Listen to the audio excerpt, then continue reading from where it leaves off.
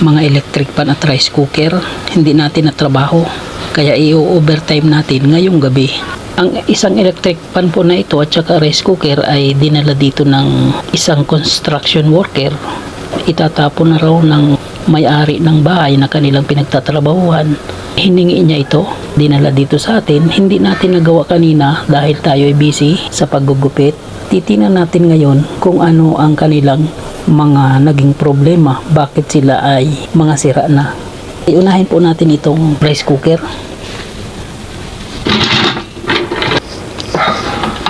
Mapapansin natin sa rice cooker na ito po ay halatang bago pa. Ayan o, parang hindi pa nagagamit. Malinis. Kaserola, parang hindi pa man lang nagasgasan. Ayan o, halatang hindi tumagal at nasira na kaagad. Hindi na pinagawa. Pinamigay na lang doon sa mga trabahador. Swerte ang trabahador kung ito ay simple lamang ang problema. Hindi daw ito gumagana. Checkin natin kung may resistance tayo masusukat sa AC plug. Saksak muna natin sa socket yung AC cord. Yan. Gamitan lang po natin ito ng ohmmeter. Mapapansin niyo sa ohmmeter ko ay bago. Regalo po ito ng subscriber. Shout out po sa inyo, sir and ma'am. Ilagay lang po natin yung selector knob sa times 1. Pwede rin sa times 10 para ma-check natin ang resistance kung meron siyang masusukat. Dahil nasanay po tayo sa times 10, ilagay po natin ito sa times 10. Check natin kung gumagana. Ayun, napansin nyo, pumalo. Meter pointer, i-adjust po natin sa 0 para makalibrate. Ayan, nakatapat sa 0 yung meter pointer. Okay na yan, bitawan. Okay, double check. Gumagana ang tester. Ngayon, ikabit lang po natin yung dalawang test probe ng tester sa dalawang terminal ng AC plug ng rice cooker. Dito, ito yung line 1, line 2. Ito yung ground, baliwala na yan. Dito tayo. Kahit magkabaliktad po yan, okay lang. Ganyan, nakakabit na. Walang deflection, hindi gumalaw ang meter pointer. Subukan natin na pindutin yung switch. Ito, walang reaction sa meter pointer. Bitawan, ulitin, wala talaga. Ayan. Ibig sabihin, open circuit ang rice cooker. Kahit isaksak natin ito sa outlet, wala pong power ito. Para mapatunayan, isaksak natin ito sa outlet. Ayan, gamitan ng adapter.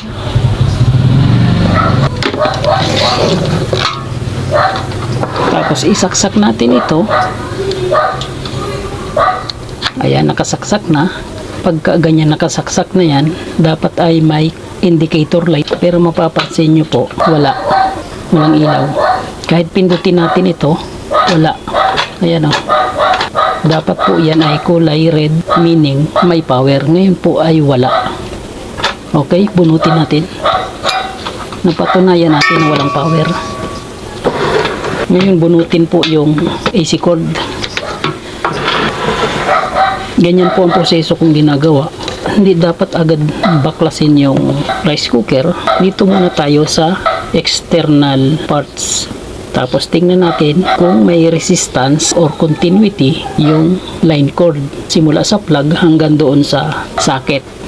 Ayan, nakakabit na yung test probe sa isang linya. Sundutin natin dito sa kabilang dulong terminal. Dito po yan. Ayan. O, napansin nyo, nag-deflect yung meter pointer. May continuity, may connection. Yung line 1, meron. Bunutin, ilagay sa kabila at baka shorted. Mapapansin nyo, hindi gumalaw yung meter pointer.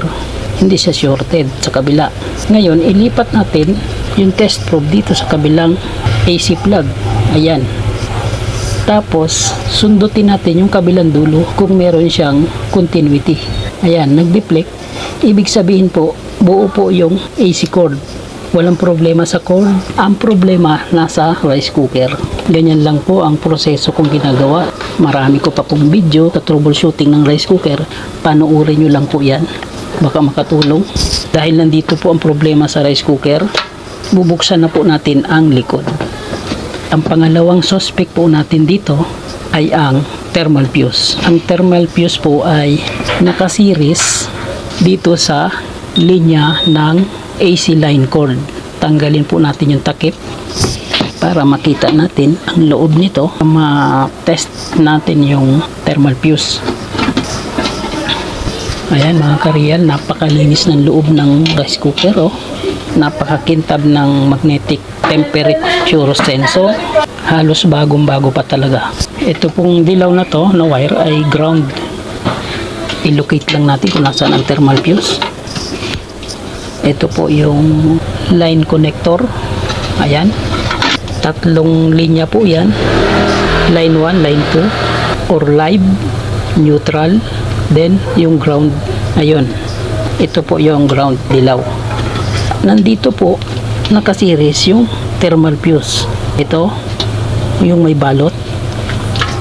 Simula dun sa isang linya ng line source papunta sa heater. Ito po yung heater. Dalawang linya ng heater.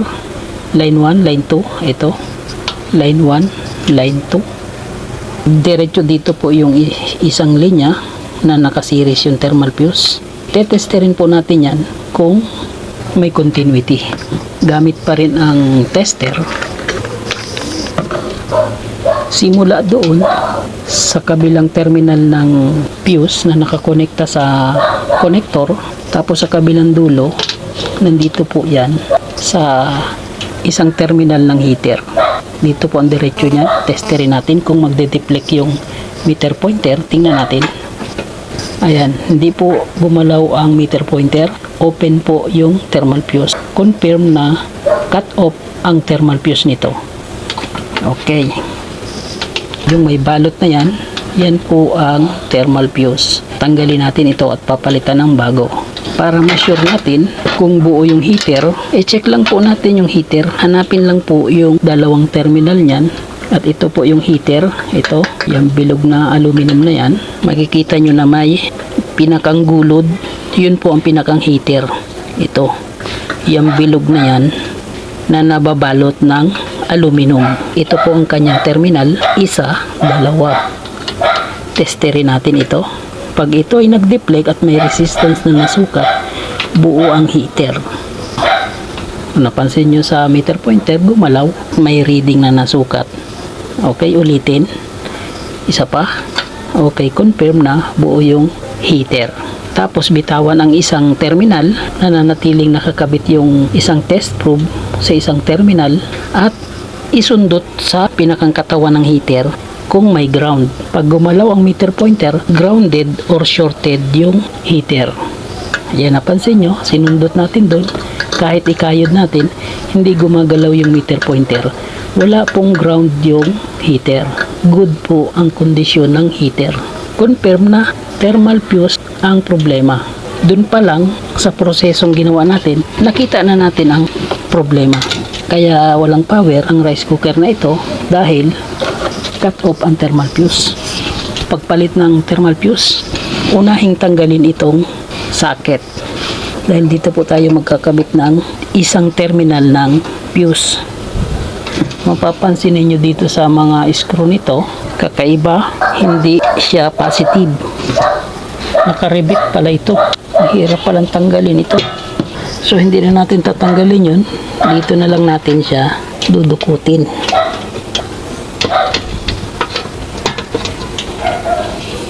Ayan mga kareal, naputol yung dulo. Mahirap dukutin dahil nasa ilalim. Tanggalin lang natin ito.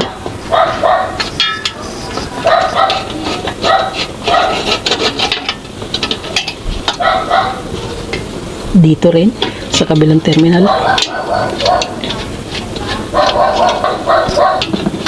Okay, ito na po yung thermal fuse. Nakaipit siya dito sa plate. Nababalutan po siya ng spaghetti tube. Ayan po yung thermal fuse. Papalitan natin ng bago. Ang value po ng thermal fuse na ito ay 15 amperes. Ayan, hindi masyado makita sa camera. Maliit ang sulat. So, ang ipapalit po natin ay katulad din ito. 15 amperes din. Maliit yung thermal fuse na makikita nyo na yan, yung original, ipapalit natin ay medyo mataba. Pero 15 amperes din po yan. Parehas na 250 volts nito. Kung ano ang value ng thermal fuse na tinanggal, ganun din po ang value ng thermal fuse na ipapalit. Kahit magkaiba ang itsura, basta parehas ang value para safe pa rin yung rice cooker. Ikakabit lang po natin ito dito kung saan tinanggal yung sirang thermal fuse, doon ibabalik yung bagong thermal fuse. Dahil naputol po yung clip terminal doon sa source connector, kukunin po natin yung dulo doon. Kasi naputol ito, may hirapan po tayong magduktong doon. Pwede po natin kunin yung connector doon para doon natin iduktong itong isang terminal ng thermal fuse. Kunin lang natin yan. Yan. Ito po yung naputol. Dito natin iduduktong ito.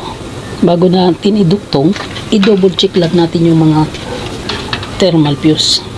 Ito po yung bago. Tingnan natin kung may continuity. Ayan, meron. Buo po yung bagong ipapalit. Tabi. At ito yung luma. Tingnan natin. Wala pong continuity. Cut off na po ito. Okay, itabi na yan. Dito na tayo sa bago. Ilagay lang po natin yung isang terminal ng fuse dito. Lagyan natin ng shrinkable tube. Ganito. Ayan, kita nyo. Para ma-insulate natin yung duktungan. Ayan. Tapos, ganito. Duktong lang ng ganyan. Para matibay. Ilipitin lang. Para kumapit ng todo. Walang kawala. Ayan. Nakita niyo mga kareyan. Para hindi siya umalog, hihinangin po natin ito. Itabi muna at baka matuluan ng tingga. Ganyan.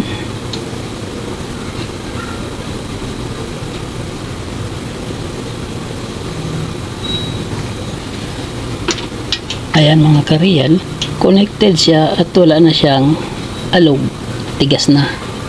Iusog lang yung shrinkable tube doon para ma-insulate yung duktungan at mas lalo pa itong tumibay. Gamitan nyo lang ng lighter or kandila, pwede yan. Initin para dumikit at hindi umusog yung shrinkable tube. Ayan. Okay na po yan. Mapapansin niyo sa kabilang dulo yung terminal niya. Bilugin po natin yan. Ganyan. Para mas matibay. Tapos pilipitin din natin para mag-lock. Yan. Okay na yan. Nakalock. Bilog na. Para pagka nilagay sa tornilyo, hindi siya mahubad. Sukatin natin. Okay. Lagyan natin ng spaghetti tube. May spaghetti tube na yung kabilang terminal. Tapos itong kabilang terminal, lagyan din. Yung mga sukat po ng spaghetti tube na yan, iba-iba po yan. Kung alin yung magkasya, yun po ang ilagay nyo. Parehas na ang may spaghetti tube yung magkabilang terminal. Hindi baling mabagal po ang trabaho. Basta pulido. Ngayon makikita nyo yung thermal fuse sa gitna ay walang balot. Lagyan din po natin yan ng mas malaking spaghetti tube para mabalutan din yung gitna. Ngayon, pwede na natin yan ipasok dito sa terminal.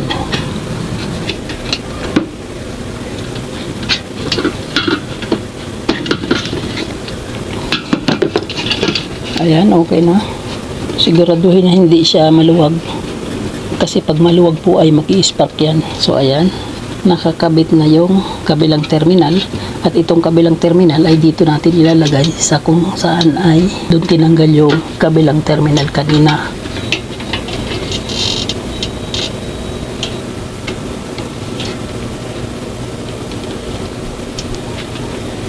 Ayan, nakasuot na. Ilalagay lang natin yan dyan.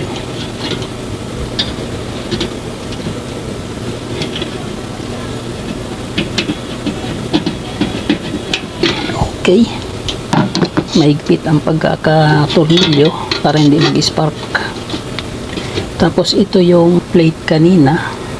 Ibabalik lang natin yan dyan.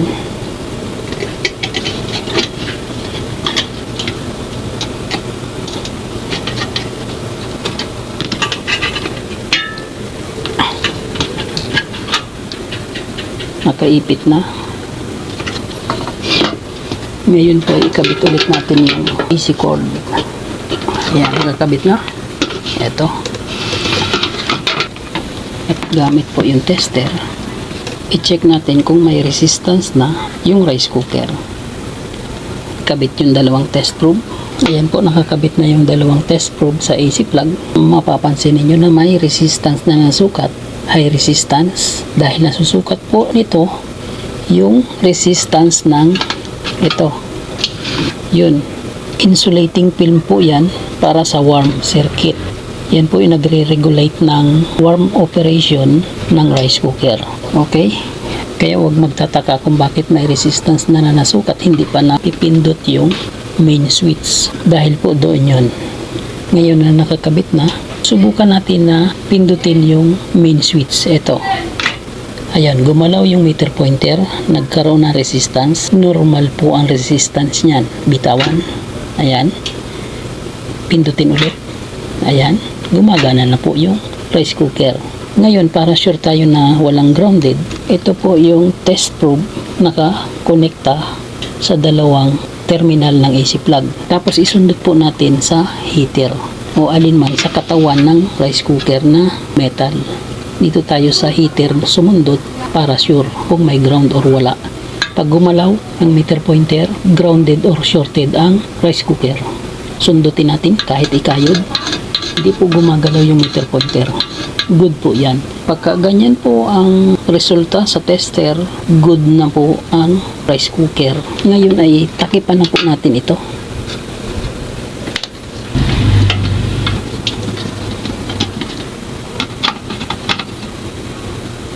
Okay. Basain lang po natin ng tubig bago testingin. Ayan po, nabasa na po ng tubig. Kunti lang po para madali siyang mag-switch off pag natuyo. Saksak na po natin sa outlet. Ayun. Nagkaroon na ng indicator light na yellow kasi naka-warm na siya. Pag pinindot natin yan, magre-red yan. Ibig sabihin, nagkukok na. Ayan, nagkukok na po mga Korean. Hihintayin lamang po natin na uminit yan. At pagka yan ay natuyo na yung basang tubig sa loob ng kaserola, hintayin natin na mag-automatic switch off yung main switch. At pag nangyari yon, good operation na po yung rice cooker. Ibig sabihin, pagkaluto na yung sinaing ay nag-automatic shut off na po siya. Okay, hintayin lang po natin. Hindi baling mabagal, mag-repair. Ang mahalaga, pulido ang trabaho. Okay, habang hinihintay po natin na mag-automatic shut off ang rice cooker, shout out po muna sa lahat ng aking mga subscribers dyan, sa lahat ng aking mga magsipag mag-like and comment na walang iba kundi sina Sir Michael James Bedeja, si Dario R, Antonio Gunda, Bencio Bergunyo, Lorenzo Advincula Jr., Edgardo J.R. Dato, Inting63 TV Vlog, Tintin Bear Traveler, CK Trading, Anthony Salangguit, Jeffrey De La Cruz, Maria Lourdes Flores, Roberto Tibihares. Maraming salamat po sa inyong lahat. Okay, ayan po mga Korean, yung nagmo-moist na siya, hintayin lang natin hanggang sa matuyo yung tubig sa kaserola. Tingnan natin kung mag-automatic siya. Ayun mga Korean, narinig nyo? Nag-cut off po yung cooking operation ng rice cooker. Kaya lumipat ang indicator light sa kulay yellow. Ibig sabihin, ngayon ay warm operation na ang rice cooker na ito. Nag-iin na po yan ng sinaing. Okay, maraming salamat po sa inyong walang sawang pagsubaybay. Paki-like and share naman po nito para malaman din ng iba. Subscribe na rin kayo kung bago lang kayo dito. Ito po ang aking munting channel. Real life, big X, real flow. Expresses the reflections of a common worker. Driver. technician, and a barber.